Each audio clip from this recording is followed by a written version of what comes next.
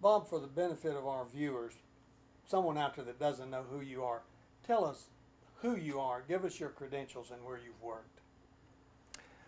Well, I'm a physicist and a scientist. I've worked at various government institutions, one of them being Los Alamos National Labs in Los Alamos, New Mexico.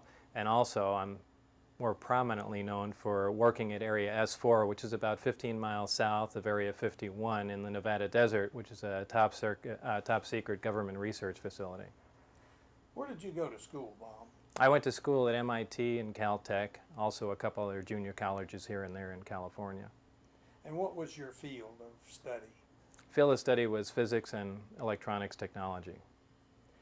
And when you were working for these different installations before you went to S-4, you didn't have any connection with flying saucers whatsoever, did you? No, I didn't have any connection. And in fact, I didn't even believe in them. I thought it was just, the rantings and ramblings of crazy people, more or less. When was the first time that you actually began to believe or got interested in the subject enough to want to go someplace and maybe work with them? Well, I was never interested in the subject at all, primarily because I didn't believe in it. It's when I was offered a job. Working on advanced propulsion systems is how it was advertised to me. And it was only later that I found out the job I was employed to do was to back engineer extraterrestrial craft, or an extraterrestrial craft. And it really happened backwards from the normal chain of events. How did you come to get the job at the S-4 area?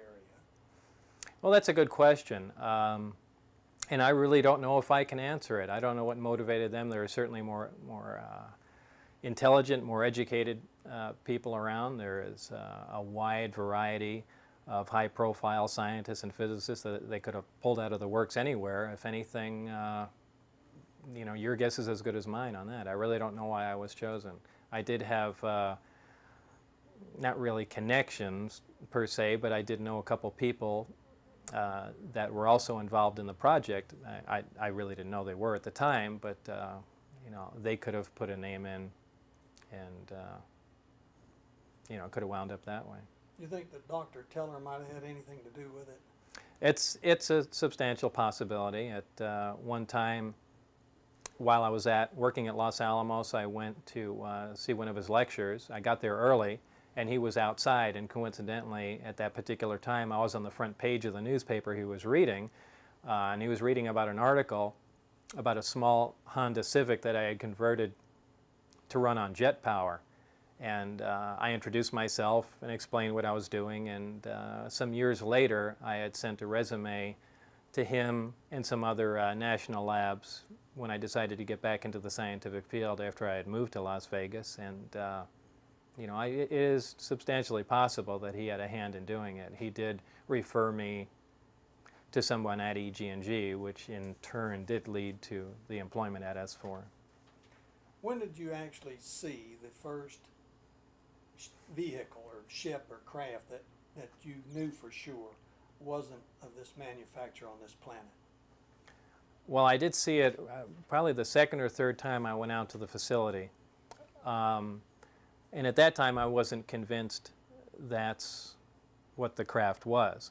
When I first saw it, I thought that this was a U.S.-made, very advanced next-generation fighter, and in fact that this would explain all the UFO sightings. It was only later to find out that that wasn't the case when I started receiving some documentation on the craft and actually got to go in it and found out what the scope of the project was. But I had seen it earlier on, but really didn't know what I was looking at. And what was the scope of the project? What were you supposed to do to this craft? Well, the scope of the group there, the people at S-4, were to back engineer, essentially take apart and discover the manufacturing process and materials used to produce this craft, this flying saucer. More specifically, my group consisted of me and another person, his name was Barry, that we dealt with the power and propulsion system of the craft. And we were to back engineer that. We were to see if the power and propulsion system could be duplicated and if it could possibly be duplicated with earthly materials instead of any exotic foreign materials that we might have come across.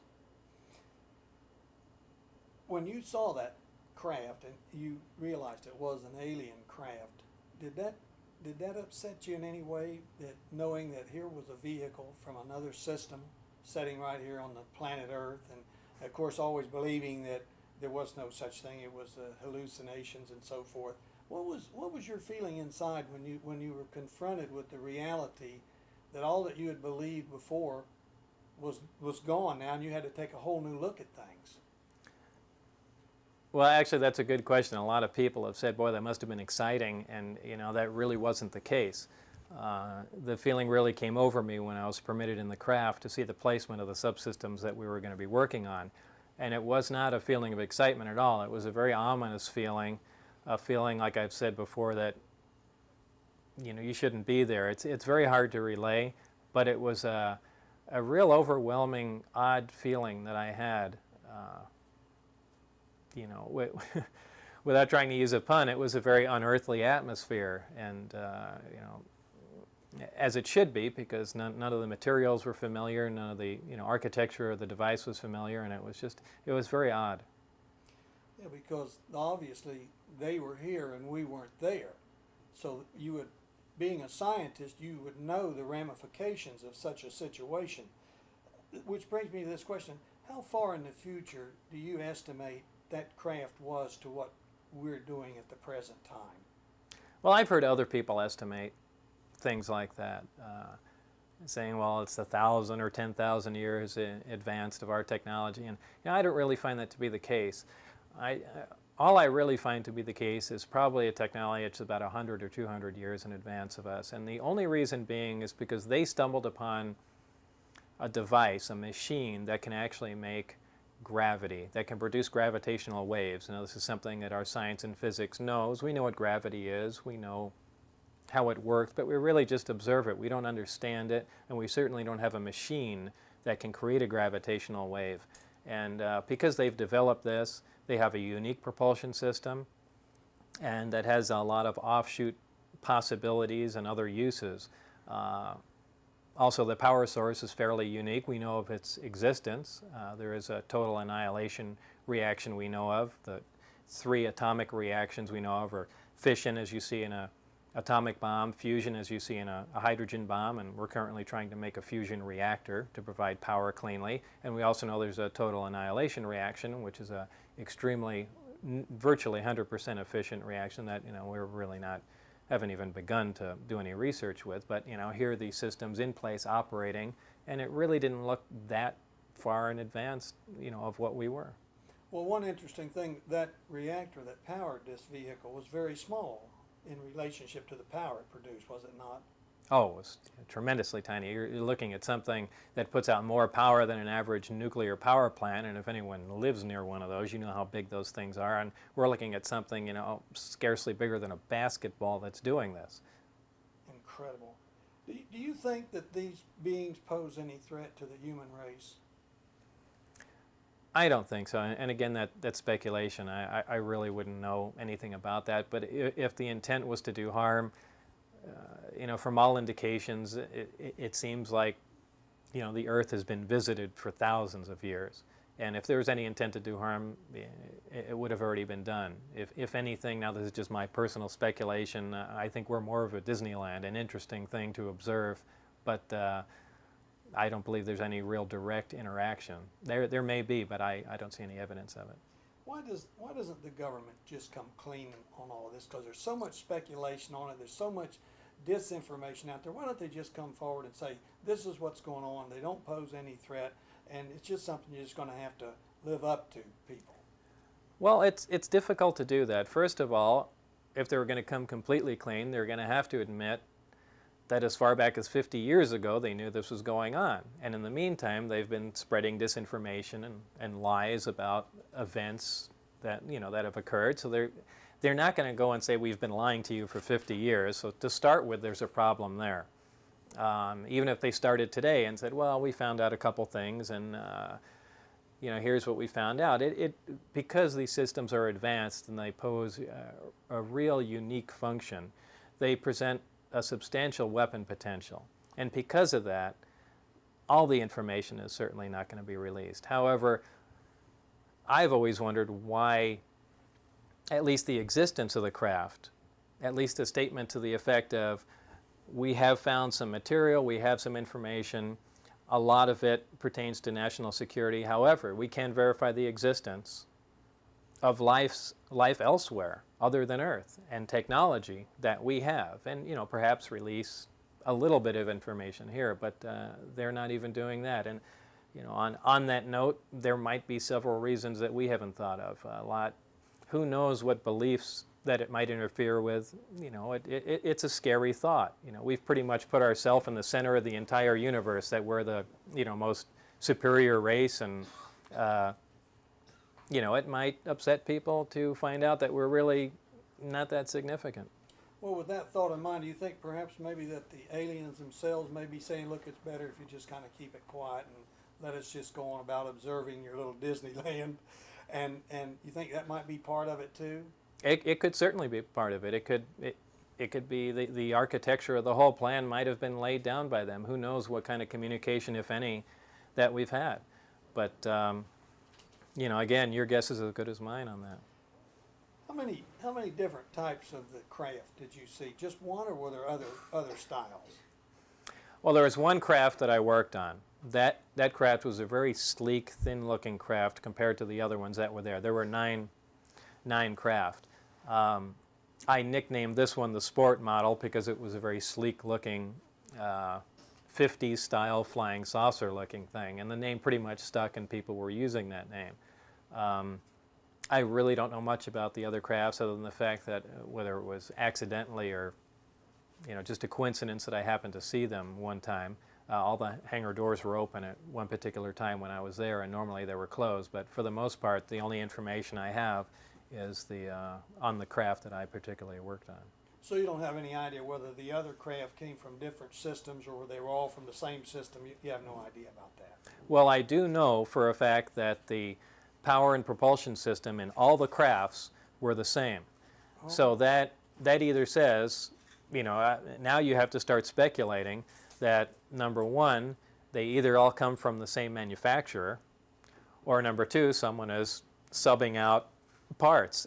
And your mind can run away on this somewhere, because you see obviously a vehicle like this is produced. Well, there must be a factory somewhere, and eventually your mind just runs off with you, and you have to draw a line somewhere. Of course. It may be the day that we will buy the reactor and the system and the components from this big galactic company that has the exclusive on it. Maybe there's some sort of a patent on this thing. Right? It's possible, but to me, it's so hard to believe, and I know that's strange coming from me, but I kind of draw a line between the actual alien existence and a social structure, and I think that's to keep my sanity, and I pretty much only deal with the stuff that I know for fact and had hands-on experience with, because your mind can really run away with you, and who knows what's going on. You'll find yourself standing outside staring at the sky wondering why no one's going to talk to you. And so to keep my sanity, I just deal with what I actually know to be fact, and try not to speculate too much. Getting back to that, did you actually see the craft that you worked on fly or operate? Yeah, I did. On one occasion close up, and on several occasions from about 10 miles away. On the one particular occasion, there was a test flight going on.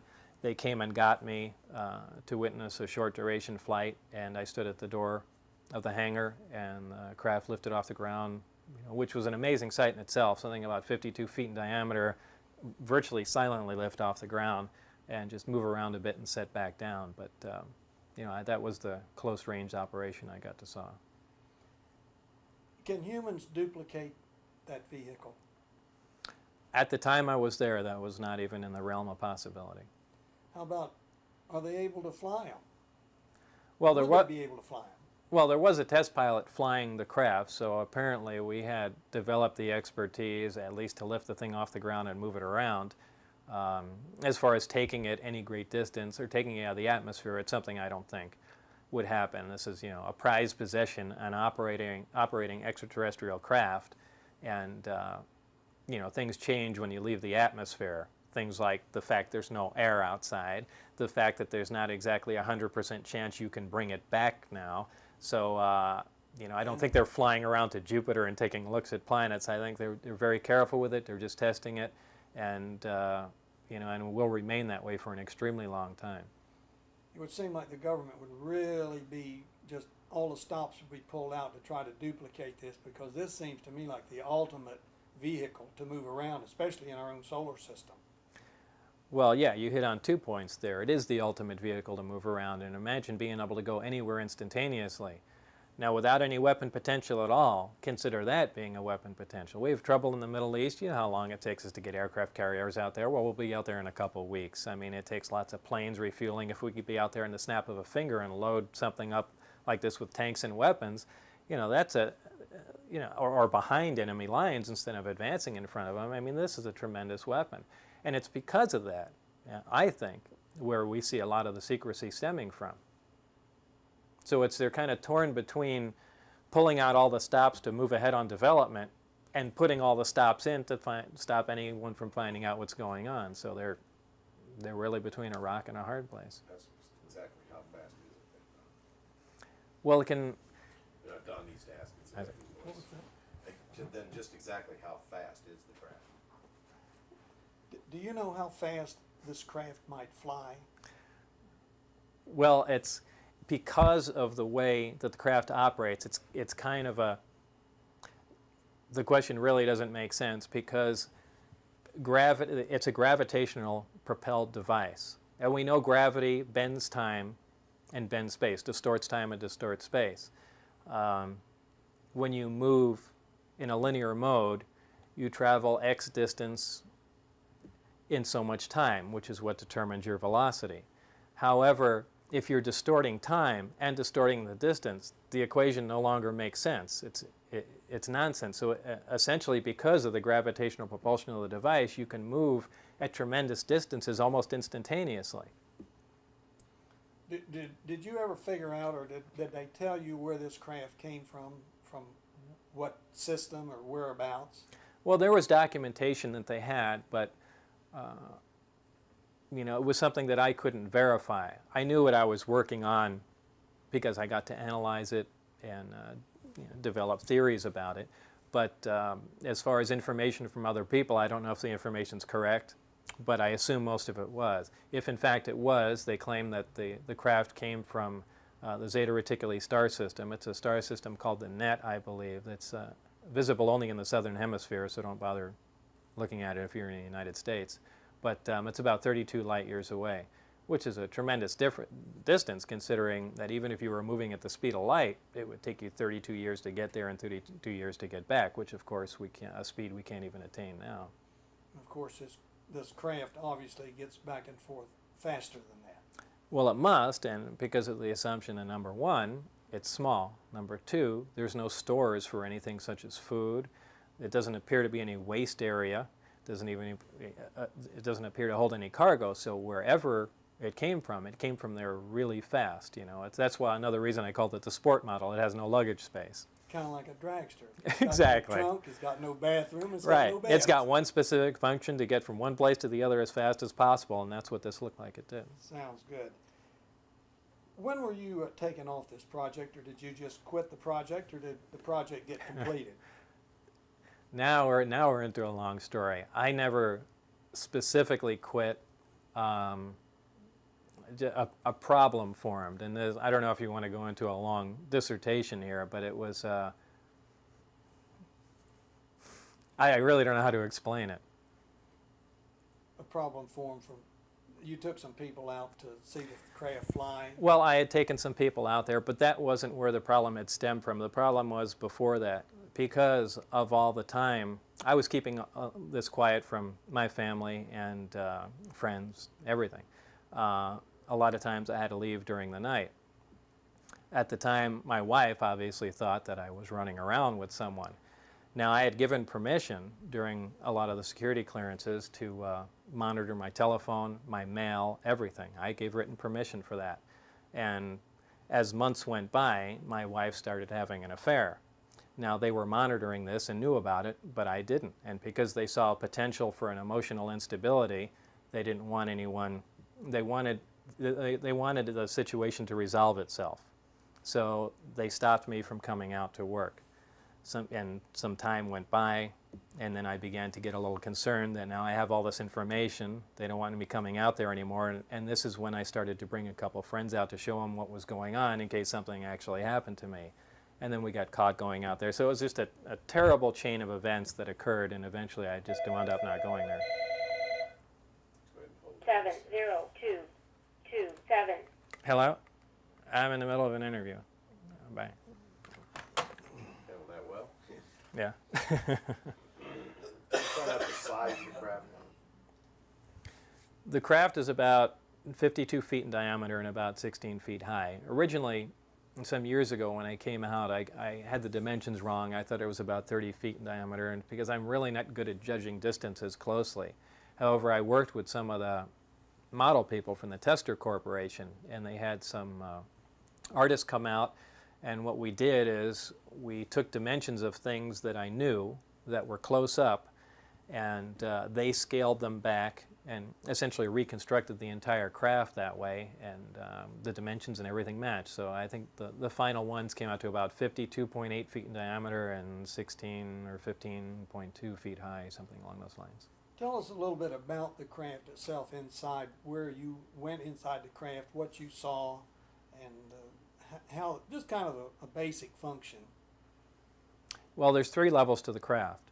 There's the central level that the hatch lets you into. This is where there are 3 seats. In the exact center of the craft, there's the reactor that powers it. Surrounding the reactor are 3 gravity amplifiers that provides the power and the field that propel the craft. On the level underneath that are the actual waveguide antennas, horns, whatever you want to call them, that actually emit the gravity wave. They hang down in a triad at the bottom level of the craft, and they are movable. The very top part of the craft, there are small black portholes, we've called them on there. Now, I don't know exactly what's on that level, but I firmly believe that that's the navigational system, and those porthole type devices are actually sensors that determine the craft's orientation in space, so it can tell whether it's from star fixes or landmarks or who knows what, or a system that we're not familiar with, but that's how the craft determines its orientation and position in space. How about the construction of the different components? What was it like? Was it bolted together, snapped together, held together with Velcro? What held this thing together? Well, it was fascinating that there were no seams, no visible seams that I was able to see. There were no fastening devices, rivet screws. Everything had the appearance of being injection molded. All different systems that were connected to each other were completely smooth and connected, like you'd see in a giant, plastic injection molder.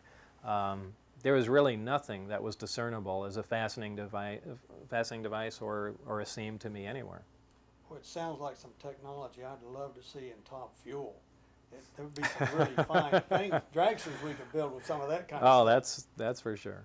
Bob, judging from the size of the craft, the height of each level, the size of the seats, then what would be your guesstimate as to the size of the beings?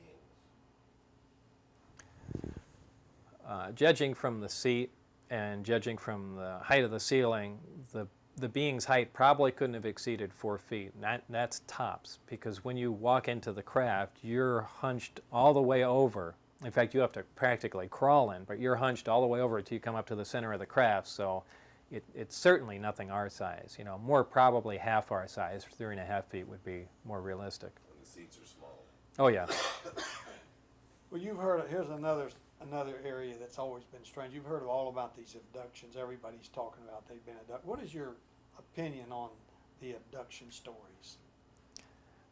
Personally, I don't believe them, but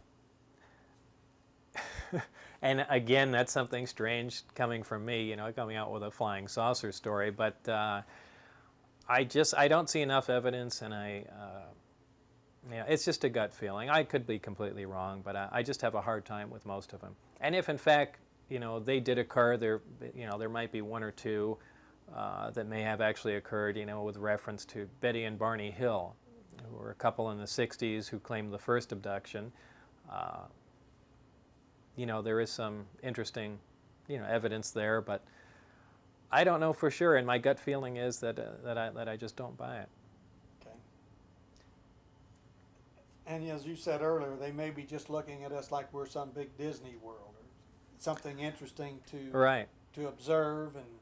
And you said how long do you think they've been watching it? Did I hear you say earlier you think over 1,000 years or more than that? Oh, more than that. I mean, there's very interesting old paintings from the Renaissance period that have pictures of flying saucers drawn in the background in the sky. Obviously not a smudge, but obviously an elliptical shaped craft and with a glow around it. I mean, some of these are fascinating. So whether or not that proves anything, I mean, there's certainly mention of them in some older texts too. So from the evidence that I've seen, it appears that they've been coming here for thousands of years. You've never actually seen one of these beings? No, I haven't. Do you know have you ever heard of any underground facilities where they might have some of these beings? Well, I've heard a lot of stories, and in fact, S-4 is built into a mountain. The only thing, and the reason for that is to disguise it from satellite photographs. It doesn't go down unless there are parts of the facility that I wasn't permitted to go into, but I haven't seen any of these deep underground facilities where there's aliens working side by side with humans working on secret projects. I don't know if I believe those, and in fact, just because I have a negative opinion about it doesn't mean it doesn't exist, but I just have a hard time believing that. Have you heard of any of these ships being in any other countries? Are we the only one? Is the United States the only one that has any of these craft? Well, I've heard stories. I don't really keep abreast of all the UFO information, but the one that caught my attention was there were sightings in Sweden, I believe in the 70s and early 80s, of a farmer out there called Billy Meyer. And the reason that caught my attention is the craft looks exactly like the one that I was working on. He has some fantastic photographs of it. Now, people claim that the photographs are phony and so on and so forth. However, they look fairly decent. And on top of that, it looks exactly like the craft that I worked on. So if it was a phony picture, the chances of him building a model that looked exactly like the actual craft are remote. So it is possible that craft was there, or we may have been testing it ourselves and taken it that far, though I doubt that. But that has caught my attention. Okay. Has the government given you any problem about coming out and discussing this? Initially, there was a big problem with that, and there were threats and so on and so forth. But over time, once it started airing on TV, in fact, for the first day, they broke into the news here in Las Vegas and aired it. It was pretty much a hands-off approach after that. Bob, obviously this was all top secret information when you were working on this project, and then the news started to break the information to the general public. Did you have any problem with the government when this happened? Well, initially, before it hit the news, there was a big problem. There were lots of threats and things of that sort. They even hassled a lot of my friends. I had a friend working at another facility on the test site working with stealth fighters, and they pulled him out of work and interrogated him, and they pretty much covered all bases. But after it went on the news, they broke into the news one night in Las Vegas that it was a hands-off approach after that, because really doing anything would really verify what I said was true, and it's pretty much been that way ever since. And have they done anything like insert disinformation in to discredit you in any way? Oh, so boy. people say, well, this is just Bob Lazar. He's the kook out there in Las Vegas. Oh, absolutely. I mean, the disinformation is so fantastic. It's absolutely entertaining to the point now. I mean, I've heard stories that I was a murderer, that I was selling women in South America.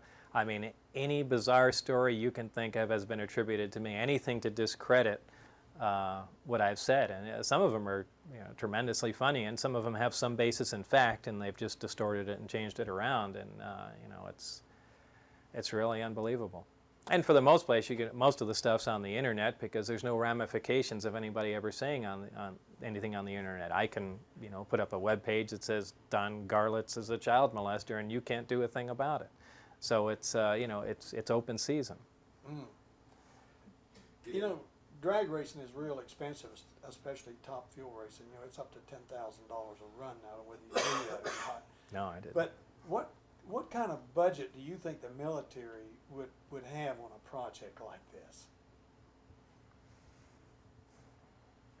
Well, the budget would probably be phenomenal, and where the money comes from is another good question. It was probably originally funneled through some of the Star Wars budget, but it's labeled as a black project, which means it doesn't have any real accounting to it. It just absorbs money from other places, without any paper trail.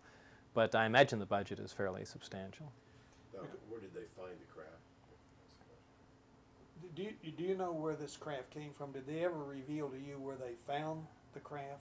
No, I don't know if it was found, given, or dug up in a hole somewhere. The only information that I had was just the little blurb that they gave us that the craft had originated in the Zeta 2 Reticuli star system, and that's all I know. But it wasn't damaged in a way, so it obviously wasn't crashed. No, I don't believe that it crashed. It was in perfect operating condition. Did the people who you worked for feel like that we had the capabilities of catching up with this technology? Oh, absolutely. And that was part of the intent, was to, move our technology up to the stage and duplicate it. And that's what the big push was not just to duplicate it, but to duplicate it with materials that we had and were familiar with. And, I only knew what happened up to 1989. It's coming up on 10 years now. Now, wherever the project is operating, we know it's not up near Area 51 anymore, but they may have already come pretty far. We know they didn't stop on the work, don't we? You got that right. What about the Roswell incident? Are you familiar with that? I've heard a lot about that, like everyone has. Watched some specials on television here and there. I don't have any inside information on it, but it certainly seems like something occurred there. Well, over 300 people have come forward that claim they saw the craft or saw the crash site or saw a being. So in our today's court of law, 3 people say they saw you kill somebody, you could go to the gas chamber. Oh, right. I believe in court, it's an absolute win. I defy anyone to disprove it in court. But, we don't have that opportunity. Let's ask you about, can he describe exactly how this anti-gravity, this gravity machine, you call it the size of a basketball, functions or works? Let's get into the engineering. Bob, for the sake of our viewers out there that are technologically inclined, can you give us a kind of a brief overview of how that little small basketball reactor, how it could generate power and cause a gravitational field to form? I'll give a brief overview of it. It can get fairly technical, but basically what it is a reactor and an accelerator. The base plate of the device is something similar to a cyclotron, where particles are sped up in a magnetic field and accelerated to a high speed. The fuel is an element that we don't have here on Earth, known as element 115. It's something we also can't synthesize in an accelerator. There are heavier elements that we do synthesize, like plutonium and things along those lines, and generally they have a half-life, which means they disintegrate very rapidly, and the higher you go up on the periodic chart, the faster these things disintegrate.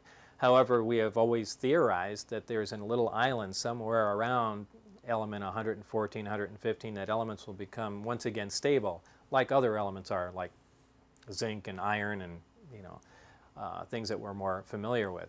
Well, apparently this is the case. Whether this element occurs naturally somewhere else in the solar system, somewhere else in the galaxy, or it's synthesized is, again, speculation. However, this is the fuel that's used.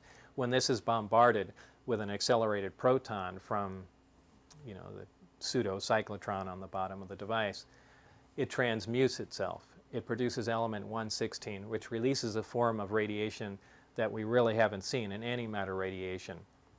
And though antimatter sounds something out of Star Trek, it's something that we do produce in small quantities in accelerators. It's a particle with a charge and a spin that's opposite of normal matter. The reason antimatter is so interesting to us and has been so interesting in science fiction is that when antimatter reacts with matter, when antimatter contacts matter, it releases 100%. It's almost a total conversion of that matter to energy with virtually nothing left.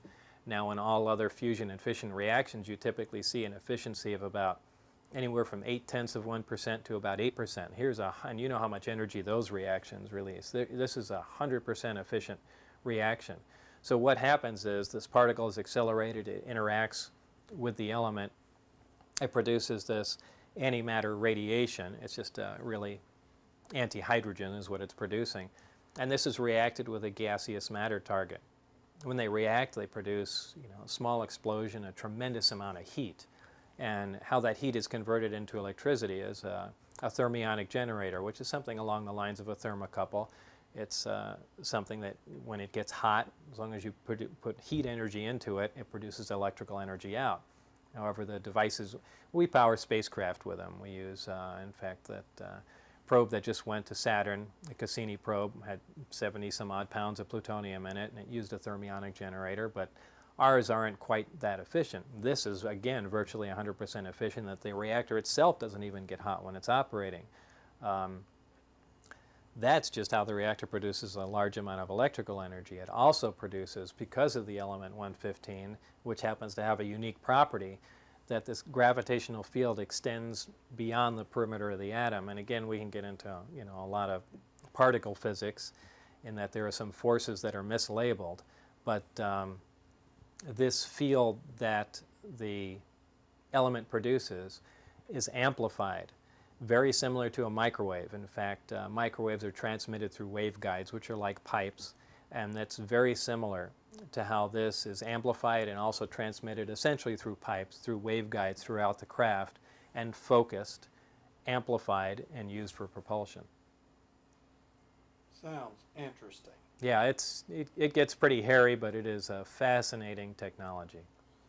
This has got to be, Bob, the biggest story in the history of mankind. Why has the mainstream press stayed off of it completely? And you know how they love big stories. Well, they do, but it's a dangerous story. It's like reporting on Bigfoot because there's not a lot of evidence. Once you leave a project like that, you don't leave with drawings and descriptions. For the most part, they virtually erase your background, and I know that sounds like Mission Impossible, but even the places that I worked, the places that I was educated, deny that I was ever there.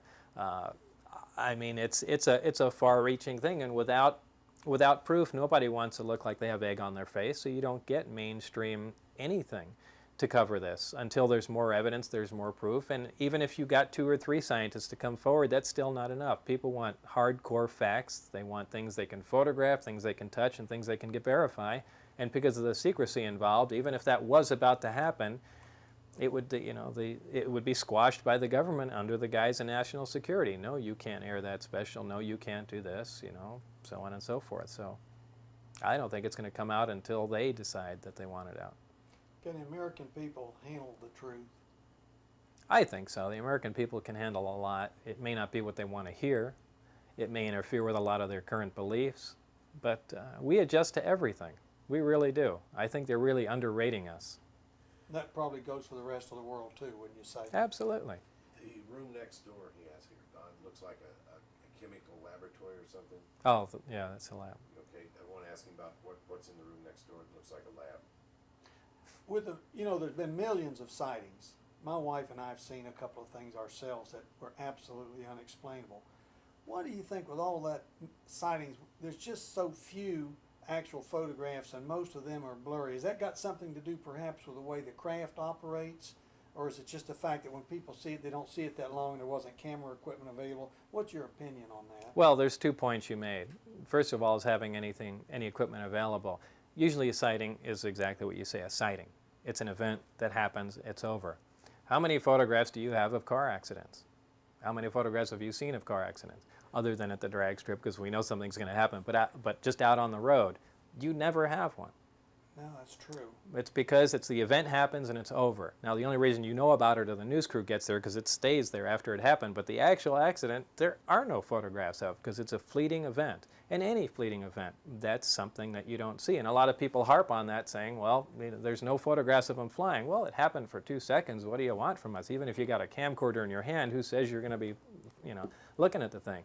On top of that, because these crafts operate using a gravitational engine, the gravity itself distorts light and space and time.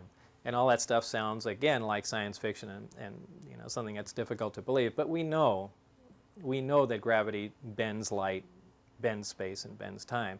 And because of that factor, there are, for instance, on the craft that I worked under, I was told that from certain vantage points underneath the craft, you can't see the craft, you can only see the sky above it because the light is bent around the craft. So there certainly could be situations where you could see something and someone 20 or 30 feet away from you could be looking at a clear blue sky and not see it. It's just the way things happen. Will broadcasting this interview get you or I in any trouble? What was that? I missed it. Will broadcasting this interview get you or I in any trouble? I don't think so. It's been about, like I said, almost 10 years, and this has been on the news and gone over a bunch of times, and I think it's pretty much staying where it is. I don't see any problems. So nobody's going to be calling up ESPN saying, don't run that piece. Well, if they do, it wouldn't really surprise me. Okay, Don, asking about his room next door. Bob, what's in the room next door here? Oh, that's my lab in here. I do a lot of independent research or consultation, anything science related, physics related, along with computer modeling, anything along those lines. You told me you were just you were designing or did the computer work on a rocket car that's going to go 900 miles an hour. Well, I have a friend. His name is Waldo Stakes, and him and a rocket engineer, Ken Mason, built this car. And I believe this winter they're going to start running it. It's called Sonic Wind, and it's slated to go over 900 miles on ice. I believe the ice speed record's only in 200 some odd miles an hour. So I ran a couple of simulations on my computer and just to see how the thing would perform. But it should be very interesting to see that. It's a liquid oxygen and LOX alcohol powered rocket. In fact, the rocket's a booster off an Atlas rocket, one of those old rockets from the 50s, but it's quite a machine. I'd like to get you to look at my swamp rat 32 and 4 and see how it looks aerodynamic in here, because you've got a lot of experience in aerodynamics. Yeah, to some extent. And see if I was on the right track, and maybe give me some tips there. Well, it couldn't hurt to run it through the computer. I think we'll do that. Well, Bob, it's been great talking with you, and thanks a million. I know from myself and all of my fans, we really thank you for doing this interview. It's certainly been enlightening. Well, it was my pleasure. Well, on that, tell what you can do. Tell us a little bit about in the briefing room, because you had that on your tape. Tell us a little bit what happened when you went into this room. Tell us about the briefing room and some of the things that happened in there. There wasn't a whole lot. It was a small room. It was. I was essentially left with a bunch of briefings, 120 some odd. I no longer can even remember how many. And basically they just contained a small overview of each satellite project that was going on. So we all knew the existence of each other. We just didn't know specifically what they were doing. For instance, there was a group that was dealing with the metallurgy of the craft. There was a group dealing with, virtually every aspect of it. So again, it gave us just an overview of what was going on and the name of some of the projects, as I'm sure they had specific information dealing with their project and just had a small overview of what our group was working on. So that's basically all it was just reading through a lot of that, and along with some of the other information that was apparently collected from the craft or information that they had learned in the past. What can you tell us about any bodies of alien beings? Well, there apparently were some somewhere. There were some autopsy pictures of a being You know, I don't know if that had to do, if this was something that was just in the history of the project, or if it was something that was there, or if it was something that had to relate, you know, to this craft. But of the 2 photographs that I saw, there were only 2 there. It was a small being just showing the chest, and the chest was cut in a T fashion with the skin pulled back, and it was the thing had just one central organ, as if that looked. Have you ever seen a liver in the supermarket? Just kind of a brown, almost liquid-looking thing, but it had just one central organ, and then the next photographs had the organ vivisectioned, and it had seemed like all the organs you normally had just grown together. There was a section of it that apparently pumped blood, another section of it that processed air, and it just seemed, you know, to be one single organ, as opposed to little separate units here and there. But it was, and again, there was no information with it. We were just given the information knowing of the existence, just in case any information might help us in determining, you know, what our particular project did. For instance, we were working on the power and propulsion system. There was no reason for us to have a tour of the inside of the craft. However, maybe the placement of the reactor was important to its operation, so we did have to see where it was. We did have to see, you know, some satellite things around what was going on.